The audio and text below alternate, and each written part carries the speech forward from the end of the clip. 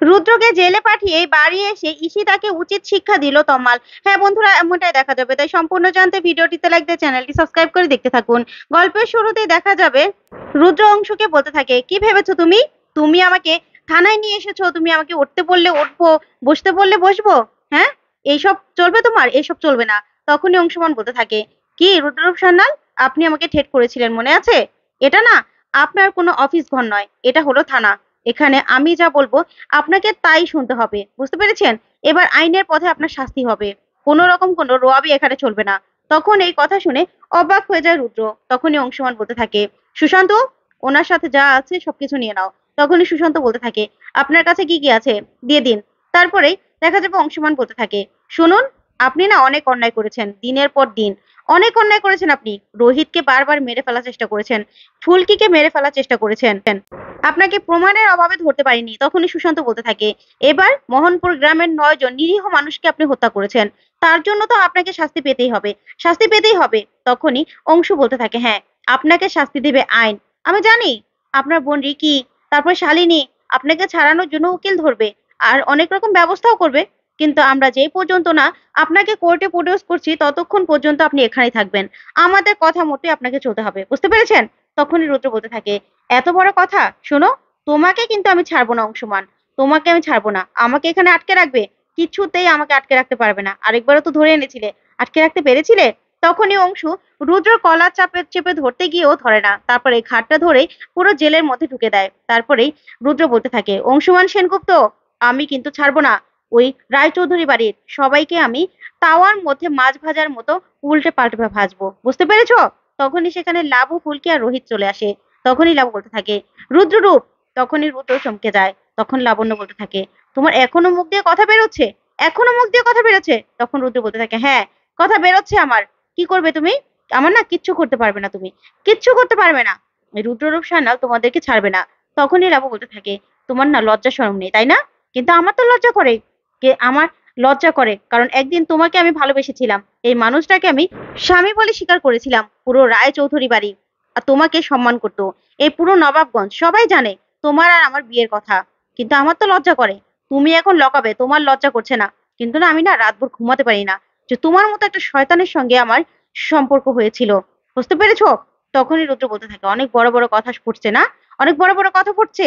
তখন ফুলকি বলতে থাকে, না জামাইবাবু, একদম না, কোনো কথা বলবেন না আপনি। তখনই তখনই রুদ্র ফুলকিকে বলতে থাকে, একদম চুপ, বড় পটে পটে কথা হচ্ছে না ফুলকি দাস? তখন ফুলকি বলতে থাকে, হ্যাঁ, ভুলে যাবেন না, আপনি কিন্তু খুনের দায়ে জেল হাজতে বন্দী আছেন, বুঝতে পেরেছেন? আপনাকে না এবার কেউ বাঁচাতে পারবে না, কেউ না। আগের বার আপনি বেরিয়ে গেছিলেন, কিন্তু এবার কিন্তু আপনাকে আমরা বেরোতে দেবো না, কিছুতেই বেরোতে দেবো না। অনেক অন্যায় করেছেন আপনি, অনেক অন্যায় করেছেন। এবার তো আপনাকে পাপের সাজা পেতেই হবে, পেতেই হবে আপনাকে। তখনই রুদ্র রাগান্বিত ভাবে ফুলকির দিকে তাকাতে থাকে। তখন রোহিত বলে, শোন রুদ্র, তোকে না আমার ইচ্ছে করেছিল যে জুতা দিয়ে পেটাতে পেটাতে একদম শেষ করে দেই, কিন্তু শুধুমাত্র আমার শিক্ষাতে, আমার শিক্ষাতে সেটা নাই বলে আমি তোর গায়ে টাচও করিনি, বুঝতে পেরেছিস? আমার রাগটা কন্ট্রোল করেছি। তুই তো জানিস আমার রাগ কতটা ভয়ঙ্কর, কিন্তু তারপরেও আমি তোকে কিছু বলিনি। কেন বলিনি জানিস? কারণ আমার বাবা মা এরকম শিক্ষা দেয়নি। আমার বাবা মা কোনো ক্রিমিনাল নয় যে আমি ক্রিমিনাল হব। তোকে তোকে আর কি বলবো? তোকে দেখলে না আমার মায়া হয়, মায়া হয় আমার।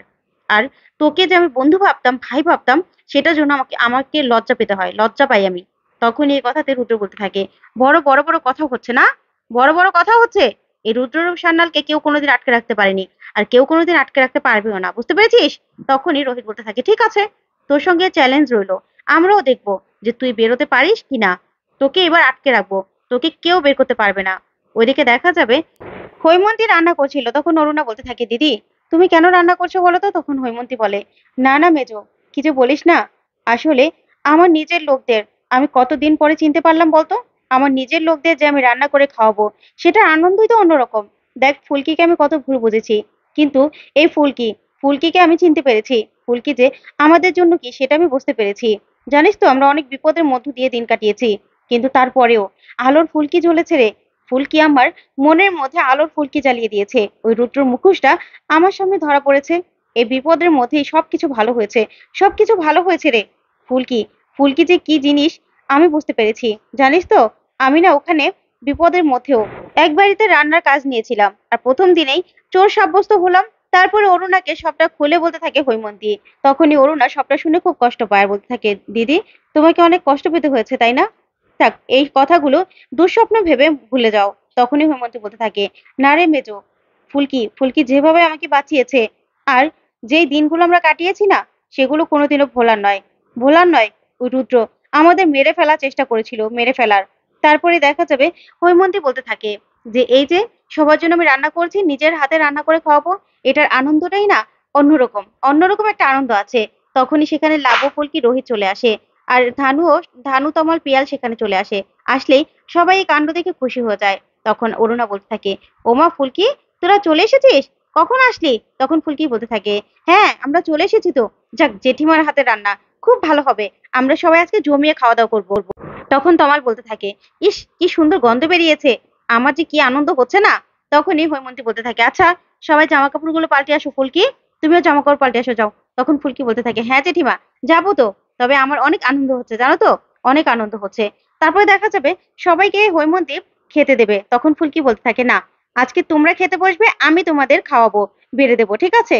তখন হৈমন্তী বলতে থাকে, না পাকামো করতে হবে না তোমাকে। তখন হৈমন্তীকে ফুলকি বলতে থাকে, জেঠিমা এটাই না তোমার সমস্যা, তুমি না কারো কোনো কথা শুনতে চাও না, আজকে আমি যা বলবো তাই শুনবে।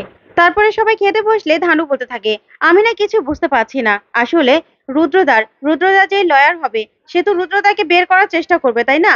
তার বিরুদ্ধে সবগুলো প্রমাণই ডিনাই করার চেষ্টা করবে, কিন্তু আমি কি করে ওনাকে আটকাবো সেটাই না বুঝতে পারছি না, কারণ ওনার কিন্তু জামিন পাওয়ার চান্স আছে। তখনই সেখানে এসে ঈশিতা সব কথা শুনতে পায়। তখন অরুণা বলতে থাকে, থাক না এসব কথা। তখন রোহিত বলতে থাকে, কেন মা তুমি কি ভয় পাচ্ছ ঈশিতার জন্য? তখনই অরুণা বলতে থাকে, আসলে জানিস তো তোরা যখন ছিলি না, আমার মনে হচ্ছিল যে ঈশিতা আমার উপর নজর রাখছে, সবসময় না আমার সাথে সাথে থাকতো, তবে আমার কাছে তো কোনো প্রমাণ নেই, তার জন্যই। তখনই দেখা যাবে ফুলকি জল আনতে গেলেই ঈশিতাকে উপরে চলে যেতে দেখে। তখন ফুলকি এই কথাগুলো নিয়ে ভাবতে থাকে। তারপর দেখা যাবে রাতে ফুলকি সেই কথাগুলো ভাবতে থাকলে রোহিত বলতে থাকে, ফুলকি তুমি কি নিয়ে এত ভাবছো, ঈশিতার কথা ভাবছো? তখন ফুলকি বলতে থাকে, হ্যাঁ জানেন তো স্যার, আমি না ঈশিতা দিদিকে লুকিয়ে আমাদের কথাগুলো শুনতে দেখেছি। আসলে ঈশিতা দিদিকে আমি ভেবেছিলাম যে পাল্টে গেছে, কিন্তু না, সে হয়তোবা পাল্টায়নি। তখনই ঈশিতা ফুলকির ঘরে চলে আসে, এসে নাটক করা শুরু করে আর বলতে থাকে, ফুলকি আমি জানি তুমি আমাকে অবিশ্বাস করছো তাই তো, আসলে আমি তো জানতাম না যে তোমরা বেঁচে আছো, কিন্তু রুদ্রতা না আমার উপর ঠেট করা শুরু করেছিল, ভেবেছিল যে অরুণা কাকি হয়তোবা জেনে গেছে যে তোমরা বেঁচে আছো। তখনই তমাল সেখানে চলে আসে আর এসে বলতে থাকে, ঈশিতা তার মানে তুমি জানতে তাই তো যে আমরা বেঁচে আছি? তখনই ঈশিতা বলতে থাকে, না না তমাল কি বলছো তুমি, তাহলে কি আমি সাদা শাড়ি পরে থাকতাম, আমি নিরামিষ খেতাম, তুমি মেজো কাকির কাছে জিজ্ঞাসা করো, আমি মাছ ছুঁইনি পর্যন্ত। তখন তমাল বলতে থাকে, শোনো ঈশিতা, তোমার না এই নাটকগুলো আমি ভালো করে জানি, তুমি খুব ভালো নাটক করো সেটা আমরা জানি, তবে এবার না তোমার নাটকে আর কোনো কাজ হবে না, কাজ হবে না, বুঝতে পেরেছো? তোমার নাটক সব ধরা পড়ে গেছে, তুমি যে নাটক করছো সেটা আমরা ভালো করে জানি। তখনই রোহিত আর ফুলকি দাঁড়িয়ে দাঁড়িয়ে শুনতে থাকে। ওইদিকে ঈশিতা বলতে থাকে, বিশ্বাস করো তমাল, আমি না রুদ্রদার ফাঁদে পা দিতে চাইনি, রুদ্রদা আমাকে জোর করে মেজো কাকির উপর নজর রাখাচ্ছিল, কারণ উনি আমাকে ঠেট করছিল, কারণ রুদ্রদার বিরুদ্ধে গিয়ে আমি কোর্টে স্টেটমেন্ট দিয়েছিলাম তো, তোমাদের কি বিশ্বাস হয়? তাহলে কি দিতাম আমি? আমি না রুদ্রদার দলে নেই।